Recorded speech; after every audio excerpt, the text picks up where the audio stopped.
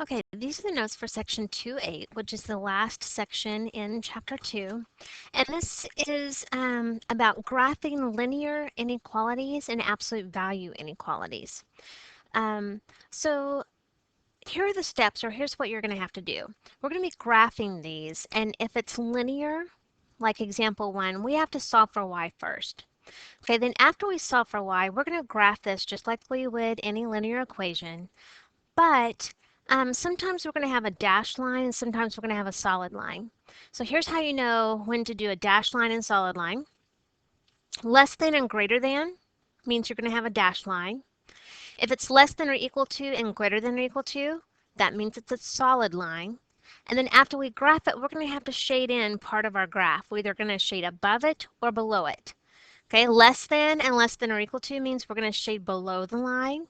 Greater and greater than or equal to means we're going to shade above the line. So let's look at example 1. First thing I'm going to have to do on example 1 is I'm going to have to solve for y. So to solve for y, I'm going to subtract x from both sides.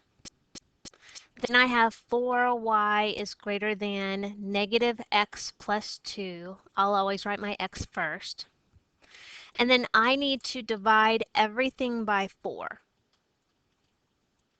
So I have y is greater than negative, and this is like 1/4 over negative 1/4 x, because there's a 1 there, plus 2/4 will simplify down to 1/2. Okay, so this is what I'm going to be graphing. I'm going to try to make my grid just a little bit bigger. All right, so this is just a regular linear inequality. So the first thing I'm going to look at is my y-intercept. This is going to cross my y-axis at 1/2. So there's my point at 1/2. And my slope is negative 1/4. That means from this point, I go down 1 to the right 4. 1, 2, 3, 4. Down 1 to the right 4. 1, 2, 3, 4. Or I could go up 1 to the left 4. 1, 2, 3, 4. Up 1, 1, 2, 3, 4. Okay, so when I connect these, I have to figure out if I'm going to connect these with a dashed line or a solid line. Since it is greater than, that means it's going to be a dashed line. Whoops, let me get rid of that little dot I just made. Okay, so when I draw this in, let's see if I can. So you guys will use your rulers. It's this dashed line.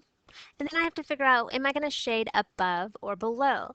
Since it's greater than means I'm going to shade above the line. So that means you're going to take your pencil and shade in above the line. Now, what does that mean?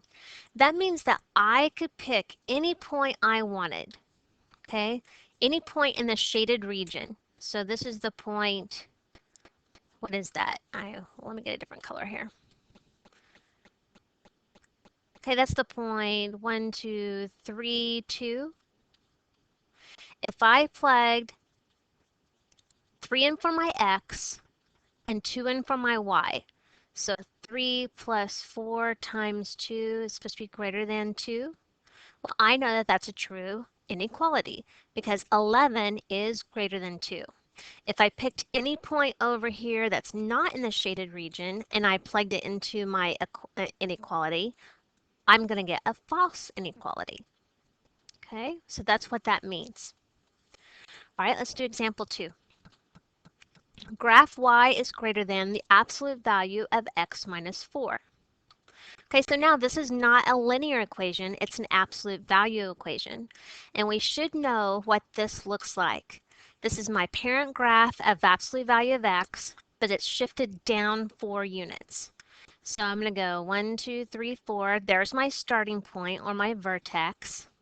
And we should know that to get my next points, it has a slope of 1 and a slope of negative 1 are here on the left.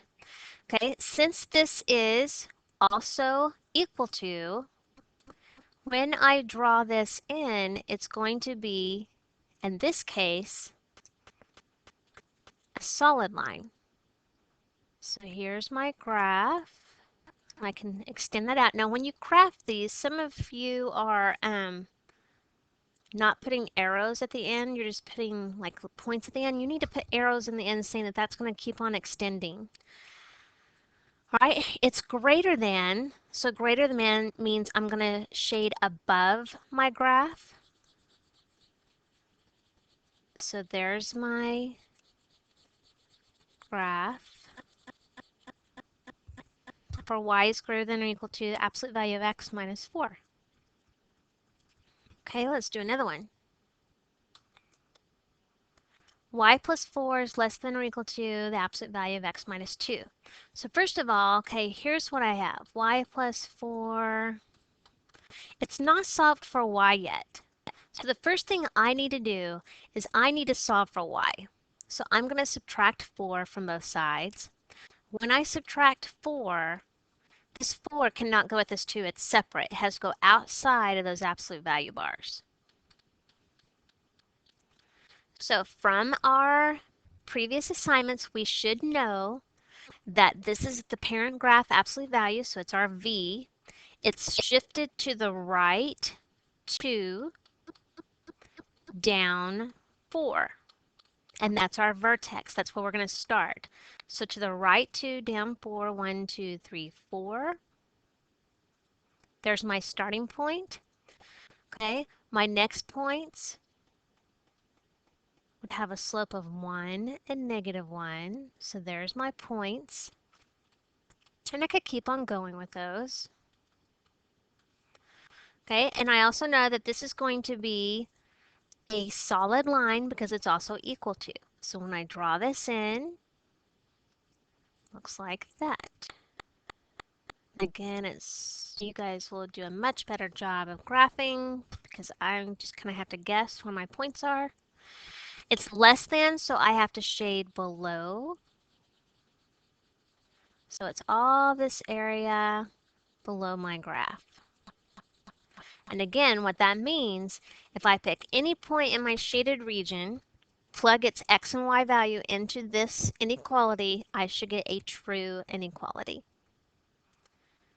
Okay. All right, that's it for the examples, and we'll go over the rest in class.